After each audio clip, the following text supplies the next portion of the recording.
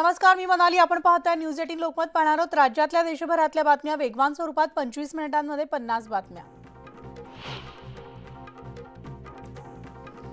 कल्याणी नगर अपघात प्रकरणामध्ये विशाल अग्रवाल याच्या मुलाविरुद्ध मद्य पिऊन मोटार चालवल्याप्रकरणी गुन्हा दाखल करण्यात आलाय, तर अल्पवयीन मुलाविरुद्ध पोलिसांनी येरवडा पोलीस ठाण्यात सदोष मनुष्यवधाचा गुन्हा दाखल केलाय. पुणे अपघात प्रकरणामध्ये अल्पवयीन आरोपीला पुन्हा बाल न्याय मंडळात हजर करण्यात येणार आहे, तर बाल न्याय मंडळाच्या आदेशानुसार पुढील कारवाई केली जाणार आहे. बाल हक्क न्यायालयानं आरोपीला संज्ञानग्राह्य धरल्यास आरोपीला अटक होण्याची देखील शक्यता आहे. पुण्यामधील कल्याणी नगरमध्ये झालेल्या हिट अँड रन प्रकरणानंतर पुणे पालिका आता ॲक्शन मोडवर आली आहे. पुण्यामधील कोरेगाव पार्कमध्ये असलेल्या आणखी एका अनधिकृत पबवर पालिकेनं कारवाई केली आहे. कोरेगाव पार्क परिसरात असलेल्या वॉटर्स आणि ओरिला पबवर पालिकेनं हातोडा टाकलाय.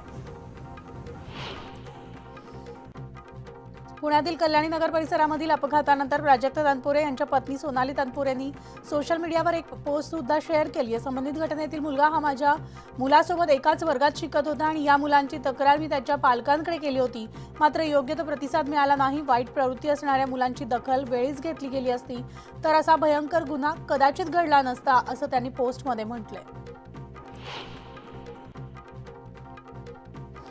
घाटकोपर होर्डिंग दुर्घटना प्रकरणी मृतांचा आकडा वाढलेला असून दुर्घटनेमधील मृतांचा आकडा आता 17 वर गेलाय.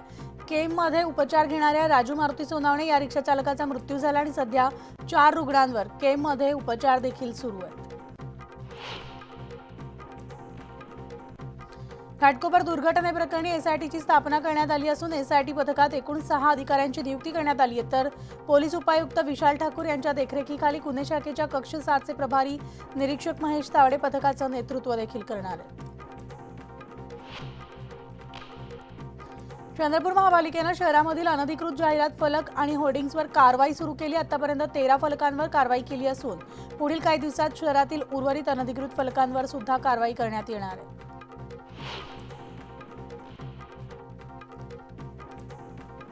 भुसावळमध्ये पालिकेनं सलग दुसऱ्या दिवशी अनधिकृत फलक आणि होर्डिंग्स हटवण्याची कारवाई केली असून जळगाव रोडवरील 30 फलक हटवण्यात आलेत आणि 17 एजन्सी चालकांना 15 दिवसात होर्डिंगचे स्ट्रक्चरल ऑडिट सादर करण्यासाठी नोटीसही बजावली आहे. हिंगोलीच्या काही भागामध्ये विजांच्या कडकडाटासह अवकाळी पाऊस झालाय, तर पानकनेर गावामध्ये वीज कोसळून म्हैस आणि बैलाचा मृत्यू झाला असून 3 जनावरं जखमी झाली आहेत. यवतमाळ जिल्ह्याच्या महागाव तालुक्यामध्ये वादळी वाऱ्यासह मुसळधार पावसानं हजेरी लावली आहे. पावसामुळे शिवारामधील शेकडो हेक्टर केळीचं पीक जमीनदोस्त झालंय, त्यामुळे आता शेतकरी हवालदिल झालाय, तर शासनाकडे आर्थिक मदतीची मागणी केली आहे.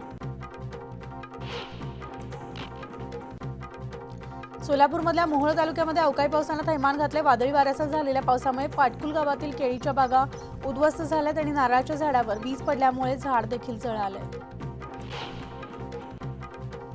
सांगलीमधल्या मिरज तालुक्यामधील बेडक गावात विजांच्या कडकडाटासह वादळी वारा सुटलाय, त्यामुळे बेडक गारग येथील 100 वर्षांपूर्वीचं बेलाचं झाड कोसळून घरावर पडलंय. त्यामध्ये सुदैवानं जीवितहानी झालेली नाहीये. राज्यभरामधील धरणांमध्ये जेमतेम 24.24% जलसाठा शिल्लक आहे, तर ग्रामीण भागात टँकरची मागणी दिवसेंदिवस वाढतीये.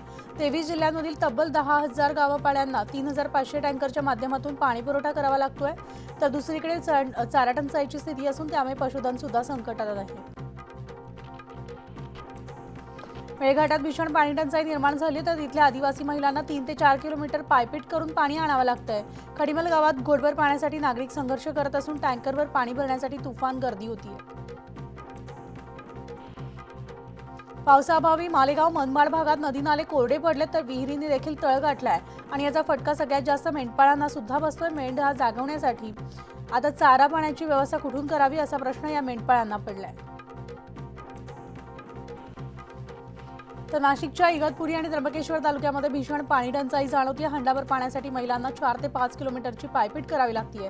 सरकारी योजना कागदावरच पूर्ण झाल्यात, मात्र प्रत्यक्षात या भागात पाणीच नसल्यानं झरे आणि धरणांमधील गढूळ पाण्याचा आधार घेऊन नागरिक भीषण पाणी टंचाईवर मात करतायत.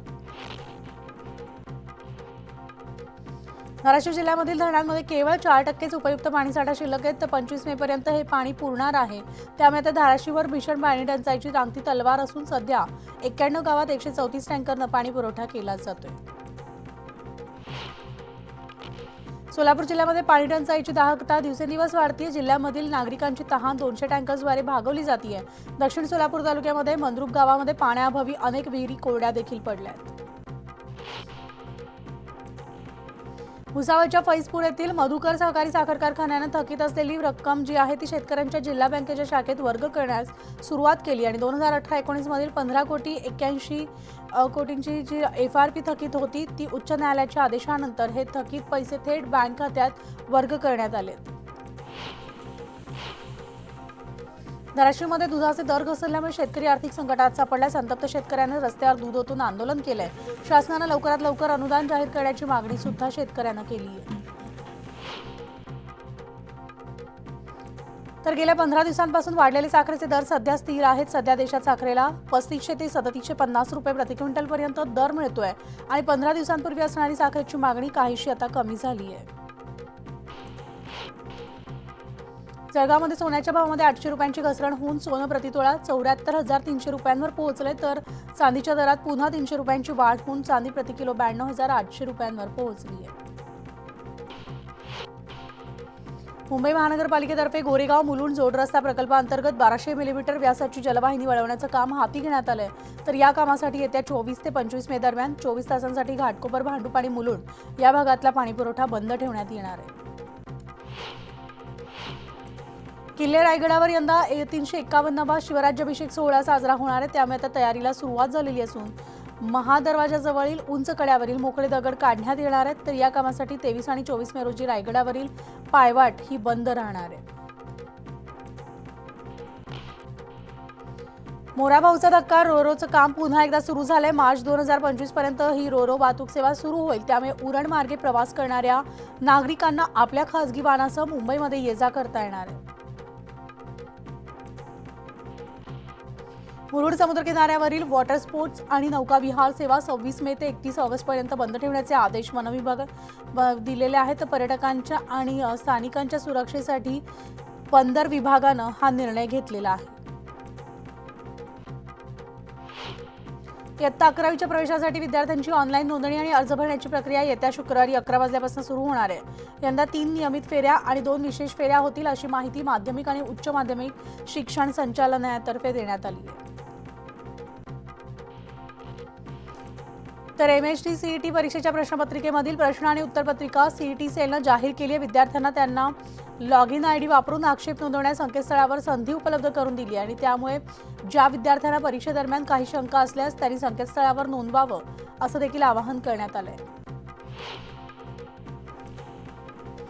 तर राज्य मंडळाने 12वीचा निकाल जाहीर केल्यानंतर आता 10वीच्या निकालाची उत्सुकता आहे आणि 10वीचा निकाल कधी जाहीर होणार याकडे आणि विद्यार्थी तसंच पालकांचं देखील लक्ष लागलंय। हाती आलेल्या माहितीनुसार राज्य मंडळाकडून 10वीचा निकाल हा 27 मे रोजी जाहीर केला जाणार आहे। तर राज्य मंडळाचे अध्यक्ष शरद गोसावी यांनी या संदर्भात दुजोरा दिलाय।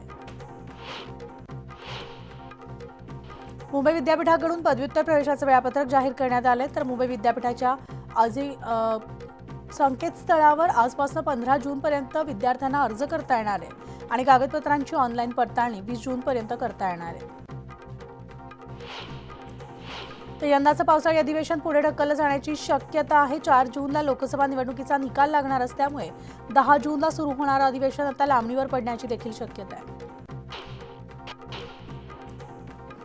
नवामलिकांच्या मनी लॉन्ड्रिंगमध्ये नाव गोवत जळगावच्या डॉक्टरला 19 लाखांचा गंडा घालण्यात आला। तर ईडीच्या त्रासापासून वाचवण्यासाठी डॉक्टरनं दोघांना 18 दिवसात पैसे पाठवल्याची माहिती समोर आली आणि या प्रकरणी सायबर पोलीस ठाण्यात फसवणूक करणाऱ्या दोघांविरुद्ध गुन्हा दाखल करण्यात आलाय।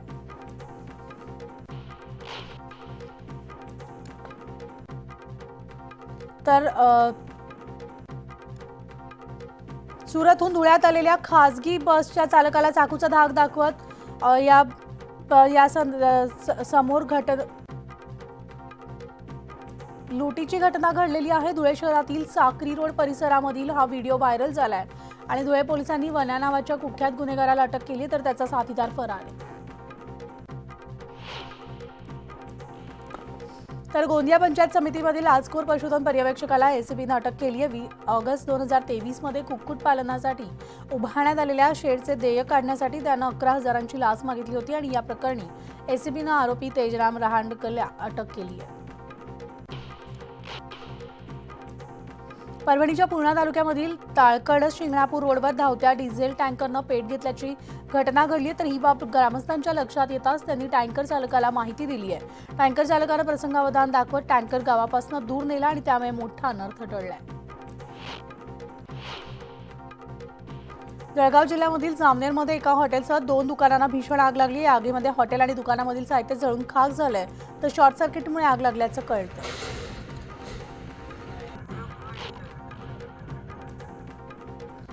पंढरपूरमध्ये कुर्डुवारी रोडवर भीषण अपघात झालाय, तर रस्त्यावर थांबलेल्या कंटेनरला आयशरनं मागून धडक दिली आहे। या धडकेनंतर दोन्ही वाहनांनी पेट घेतलाय, तर अपघातात आयशर चालक गंभीर जखमी झालाय। तमिळनाडूमधील कांचीपुरम येथील वरदराजा पेरुमल मंदिरामध्ये वैकासी ब्रह्मोत्सव साजरा करण्यात आलाय, तर उत्सवाच्या तिसऱ्या दिवशी या सोहळ्याचे साक्षीदार होण्यासाठी भाविकांची मोठी गर्दी झाली होती। आणि बिग बॉस मराठीमुळे घराघरात लोकप्रिय झालेली अभिनेत्री सई लोकुर ही तिच्या सासरच्या नव्या घरात राहायला गेली। लग्नानंतर 3 वर्षांनी मी आता अखेर सासरी चालली आहे, नवं शहर, नवीन घर आणि नवीन आयुष्य असं कॅप्शन तिनं देऊन पोस्ट शेअर केली आहे। यामध्ये सईच्या सासूबाईंनी तिचं प्रेमानं औक्षण करत स्वागत केल्याचं पाहायला मिळतंय।